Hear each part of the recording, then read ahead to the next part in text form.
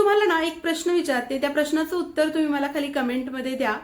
काम करत असताना कधी कधी फ्रस्ट्रेशन येतं का तुम्हाला, की आम्ही मराठीतून व्लॉगिंग करत आहोत म्हणून आम्हाला ऑडियन्स मिळत नाही आहे. हे जर व्लॉगिंग आम्ही हिंदीतून केलं असतं तर आम्हाला खूप मोठ्या प्रमाणावर ऑडियन्स मिळालं असतं, कारण कन्झ्युम करणारे हिंदीमध्ये खूप जास्त आहेत. असं तुम्हाला कधी वाटलं आहे का? आणि जर वाटलं असेल तर मला प्लीज कमेंटमध्ये सांगा. तर कुणीतरी असंच उठून येतं आणि आपल्याला सांगतो की अरे तू मेहनत करतोयस, पण ती मेहनत ज्या ठिकाणी करतोयस ना, म्हणजेच तू मराठीतून ब्लॉगिंग करत आहेस ना, म्हणून तुझा ग्रोथ होत नाही रे. कारण का तुला कन्झ्युम करण्यासाठी तो ऑडियन्सच नाही आहे. वास्ट प्रमाणावर जो ऑडियन्स असतो तो ऑडियन्स मराठीमध्ये नाही आहे.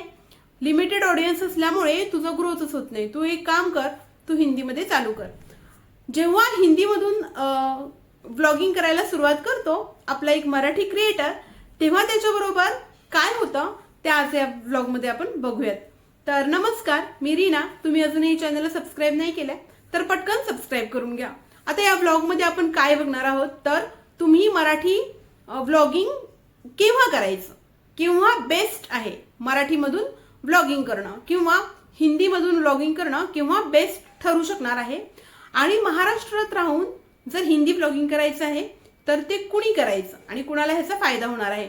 तर ह्या 3 पॉइंट आपण कव्हर करूयात. खूप छोटासा व्हिडिओ बनेल, व्हिडिओला अगदी पूर्ण पहा. आता ह्या गोष्टी क्लिअर करण्या अगोदर ना मी एक तुम्हाला उदाहरण देते. माझी एक मैत्रीण होती जिने हिंदीमधून ब्लॉगिंग करायला सुरुवात केली होती.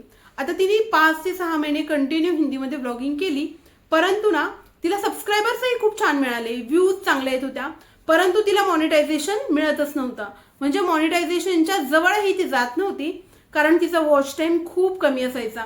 आता हे सगळं झाल्यानंतर तिला असं वाटायचं की मग व्ह्यूज येत आहेत, सबस्क्रायबर वाढत आहेत, वॉच टाइम का नाही मिळत आहे. तर एक कनेक्ट असतो, भाषेवर प्रभुत्व असतं आपल्या. ठीक आहे, आपण ज्यावेळेस आपल्या मातृभाषेत बोलतो, जिथे कम्फर्ट असतो, आपण कम्फर्ट झोनमध्ये असतो, तो कम्फर्ट असतो ना, तो समोरच्या बरोबर कनेक्ट होतो. म्हणजेच काय, तर आपण कॉन्फिडेंटली बोलतो त्या लँग्वेजमध्ये. आणि इथे कनेक्ट बनवणं खूप महत्वाचं आहे.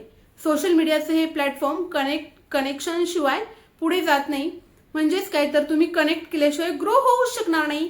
आणि मग तिचं काय झालं, भाषेचं कुठेतरी प्रॉब्लेम झाला. म्हणजे हिंदीमधून बोलत असल्यामुळे हिंदीची वोकॅब्युलरी तिच्याकडे खूप कमी होती. आणि मग असे जर काही शब्द व्लॉगिंगमध्ये आले तर तिला कळायचं नाही, कुठेतरी पॉज व्हायचा आणि नंतर मग असं तिला कॉन्फिडन्स डाऊन झाल्यासारखं, आणि मग त्या व्हिडिओची क्वालिटी पूर्ण डाऊन व्हायची. आता भाषा हिंदी असल्यामुळे वाईड रेंजमध्ये तिचा तो व्हिडिओ जायचा. क्लिकही करायचे लोक, थंबनेल चांगला असल्या कारणाने क्लिक करत होते, परंतु आतमध्ये आल्यानंतर थोडंसं बघितल्यानंतर तिथेच इंटरेस्ट ड्रॉप व्हायचा आणि तिचा तो वॉच टाइम पूर्ण व्हायचा नाही. आता तुम्हाला कळलं का मी हे तुम्हाला का सांगितलं? कारण का वाईड रेंज ऑफ ऑडियन्स जिथे असते ना, तिथे त्या प्रमाणाचं कॉम्पिटिशन असतं. आणि तुम्ही मराठी आहात, तुमचं मराठी भाषेवर प्रभुत्व आहे. जर तुम्ही हिंदीमध्ये ब्लॉगिंग करण्याचं डिसाईड करत आहात किंवा कुठे विचार करत आहात, तर तुम्हाला एक गोष्ट मी सांगते, तुमचं हिंदी भाषेवर प्रभुत्व असायला हवं. तो कनेक्ट जो तुम्ही आपल्या मराठी भाषेतून मराठी लोकांबरोबर बनवू शकता, तोच कनेक्ट तुम्हाला हिंदी भाषेतून हिंदी लोकांबरोबर करावा लागणार आहे. आणि जर ही क्वालिटी तुमच्यामध्ये आहे, तुम्ही उत्तम हिंदी बोलता, तुमची वोकॅब्युलरी खूप छान आहे, तर अतिशय सुंदर तुम्ही ब्लॉगिंग हिंदीमध्ये चालू करू शकता. ठीक आहे, मग काही दिवसांनी तिने काय केलं, तिचा तो चॅनल तिने कन्वर्ट केला मराठी ब्लॉगिंगमध्ये. त्याच चॅनलवर तिने मराठीतून ब्लॉग्स टाकायला सुरुवात केली. आणि असा परिणाम असा झाला की हळूहळू तिला मराठी ऑडियन्स मिळत गेलं. आणि त्यानंतर तिला लाईक, शेअर, सबस्क्राईब आणि तिचे व्हिडिओज डाउनलोडही केले जाऊ लागले. अल्गोरिदममध्ये तिचा चॅनल अगदी व्यवस्थित बसला आणि रेकमेंडेशन जास्त जायला सुरुवात झाली. आता तिचा चॅनल मॉनिटाईज झाला आणि तोही 4 ते 5 महिन्यांमध्ये मॉनिटाईज झाला. आता हे सगळं का झालं असेल? पुन्हा कनेक्ट. मराठी भाषेतून तिने ज्यावेळेस सुरुवात केली त्यावेळेस तिला कळायला लागलं की काय बोलायचं आहे, म्हणजे कुठे स्टॉप घ्यायचा आहे, कसं कनेक्ट करायचं आहे. आणि त्यामुळे तिचे व्लॉग्स उत्तम क्वालिटीचे बनायला सुरुवात झाली. आणि आपल्याला तर माहितीच आहे, डे बाय डे आपल्याला क्वालिटीज इम्प्रूव्ह करायची असते, तरच आपल्या व्हिडिओला ग्रोथ मिळतो. ठीक आहे, तर अशी ही छोटीशी स्टोरी होती, पण हिच्यामधून खूप काही घेण्यासारखं आहे. जर तुम्ही विचार करत आहात तुम्हाला हिंदीमधून व्लॉगिंग करायचं आहे, तर 2 मी गोष्टी सांगते तुम्हाला. एक तर हिंदीमध्ये खूप जास्त कॉम्पिटिशन आहे. आपल्याला वाईड रेंज ऑफ ऑडियन्स दिसतो, कन्झ्युम करणारे लोक खूप जास्त आहेत, परंतु देणारे पण लोक जास्त आहेत. इथे कॉम्पिटिशनही खूप जास्त आहे. तुम्हाला नेक्स्ट लेवलला त्या कॉम्पिटिशनमध्ये टिकून राहण्यासाठी तुम्हाला डिफरंट आयडियाज तिथे यूज करावे लागणार आहेत. तरी ग्रोथ मिळेल याची शाश्वती नाही आहे. ठीक आहे.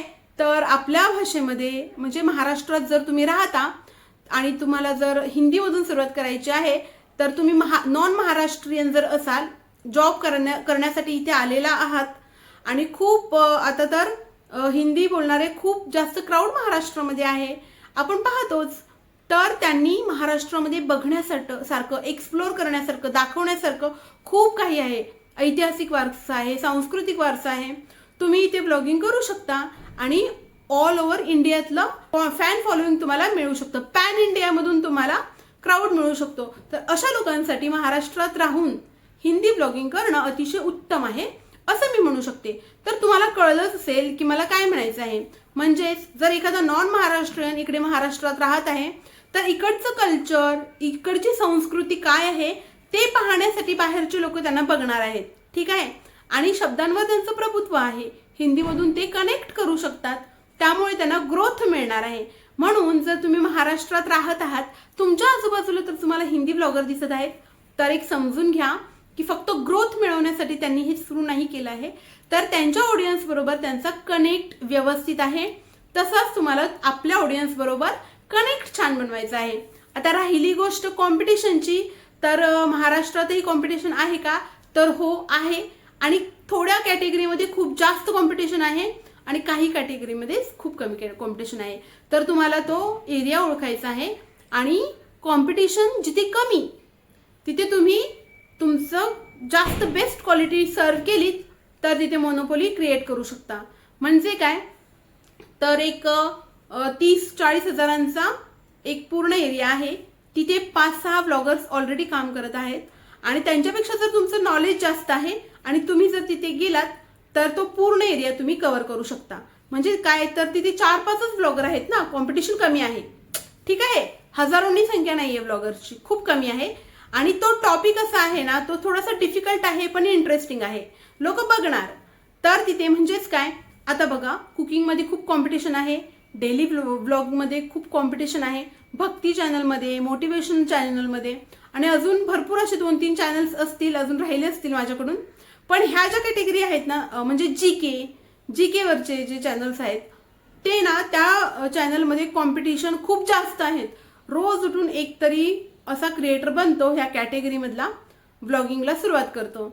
आता राहिलेल्या कॅटेगरीज कोणत्या, म्हणजे टेक कॅटेगरी, म्हणजे जिथे तुम्ही ॲपचे रिव्ह्यू देऊ शकता, गॅझेटचे रिव्ह्यू देऊ शकता, एखादी टेक्निकल गोष्ट तुम्ही एक्सप्लेन करून लोकांसमोर मांडू शकता. ठीक आहे. किंवा रिॲक्शन व्हिडिओज झाले, रिॲक्शन व्हिडिओज पण खूप कमी आहेत आपल्याकडे. त्याच्यानंतर फायनान्स कॅटेगरीमधलेच व्हिडिओज मी खूप कमी क्रिएटर बघते जे फायनान्सवर पण बोलतात. तर अशा काही कॅटेगरीज आहेत ज्यावर तुम्ही काम करावं आणि तिथून तुम्हाला खूप लवकर आणि खूप छान आणि सस्टेनेबल ग्रोथ मिळेल असं मला वाटतं.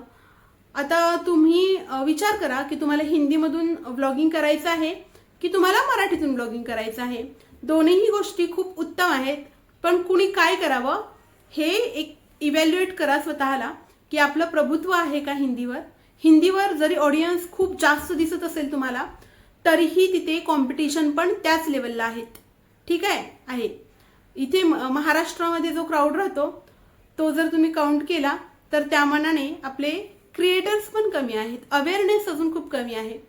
तर बेस्ट तुम्ही जिथे तुम्हाला कन्झ्युम करणारे लोक मिळत आहेत, आपले लोक मिळत आहेत, तिथे ग्रो व्हा आणि एक आयडेंटिटी बनवल्यानंतर, तुमचा फेस फेमस झाल्यानंतर मग तुम्ही हिंदीतही काम करू शकता.